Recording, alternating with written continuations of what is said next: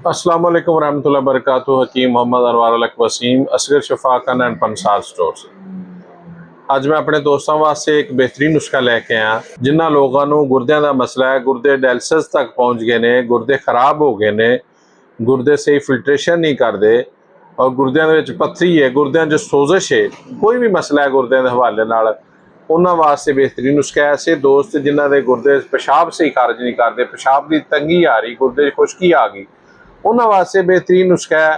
बार बार जिन्होंने दोस्तों को पेशाब होंदा है या जलन ना पेशाब होंदा है, तकलीफ ना पेशाब होंदा है, पत्थरी उन्होंने गुर्दियां दे विच, उन्होंने वास्ते ये बेहतरीन नुस्खा है। खास तौर पर जोड़े दोस्त गुर्दे डायलिसिस से पहुँच गए हैं, यह जरूर आजमान और ये तो भरपूर फायदा उठाउण। नुस्खा नोट फरमा लो जी।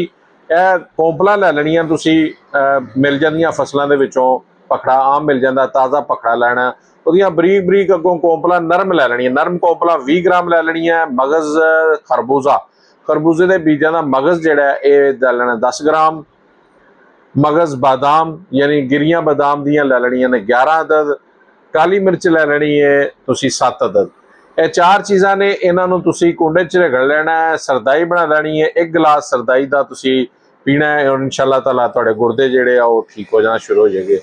लगातार 11 दिन लगातार इनू मुसलसल इस्तेमाल करना है। एक 3 दिन ये नागा करना है, फिर 11 दिन इस्तेमाल करना है। जिन्हों के गुर्दे डायलिसिस हो रहे हैं वो भी इस्तेमाल कर सकते, और जिन्हों के गुर्दे महसूस कर रहे हो कि साढ़े गुर्दे खराब हो रहे हैं, उन्होंने सोजिश आ गई है, चेहरे तो सोजिश आ जाती है, हथों पैरों तो सोजिश आ जाती है, यूरिक एसिड भी बढ़ गया, ब्लड प्रेशर भी बढ़ना शुरू हो गया, खून खराब होना शुरू हो गया, जिसम से ज़्यादा धफ्फड़ निकलने शुरू हो गए। क्योंकि गुर्दे की है निशानी हैगी है कि गुर्दा जो खराब होता है, गुर्दा से फिल्टर नहीं करता जिसम से, अक्सर जिसम खून जो खराब होना शुरू होता है, जिसम से धफ्फड़ बनने से खारिश होना शुरू हो जाती है, इन्ह जगह से सोजिश होना शुरू हो जाती है, और बाज़ औक़ात हथों से सोजिश आ जाती है, पैरों से सोजिश आ जाती है। यह निशानी है गुर्दे खराब होने की।